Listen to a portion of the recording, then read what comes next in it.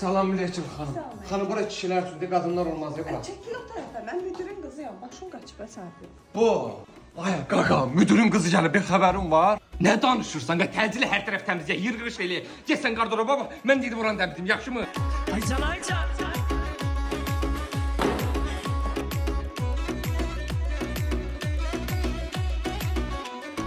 Mənə bax görmə, buranın girişi neçədir? O 12 manat.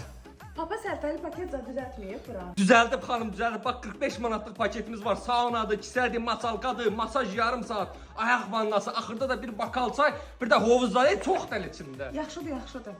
Kassada nə qədər pul varsa ver mənə. Papa şu soruşsa deyin nigar götürdü. Ver. Verim hə? Verim hamısını. Alo müdür. Nə qədər pul işləmisiniz? Nə pulum müdür?